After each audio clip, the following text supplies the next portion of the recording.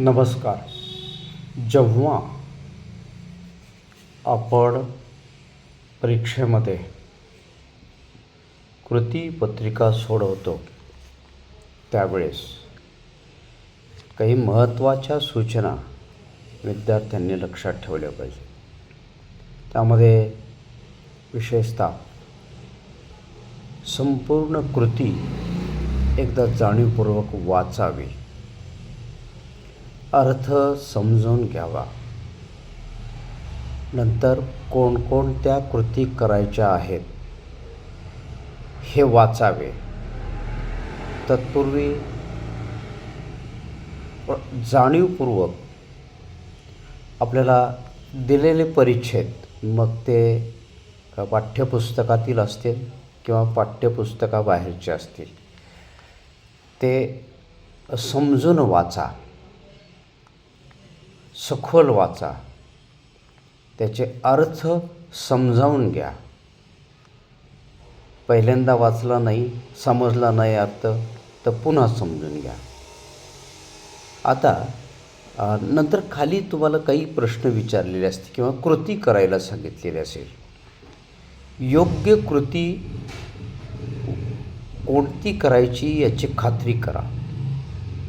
परिच्छेदामध्ये तुम्हाला त्याचा अंदाजे उत्तर असेल,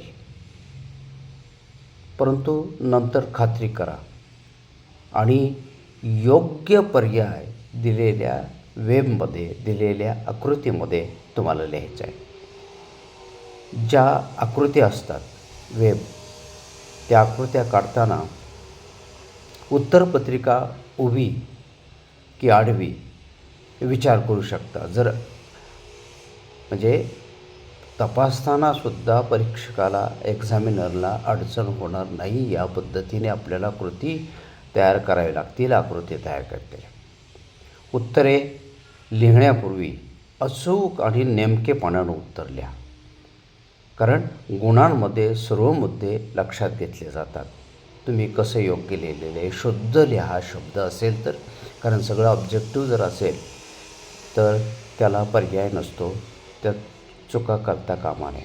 हे लिहिताना आपलं हस्ताक्षर चांगलं पाहिजे, नीटनेटका टापटीपणा पाहिजे आणि लेखनामध्ये प्रमाणबद्धता, शुद्धता असली पाहिजे. ज्या ठिकाणी विरामचिन्हांचा वापर करायचा आहे त्या ठिकाणी विरामचिन्हेसुद्धा वापरली पाहिजेत, जेणेकरून एखादी ॲक्टिव्हिटी करताना आपण जाणीवपूर्वक आणि सकारात्मक दृष्टीने करावी.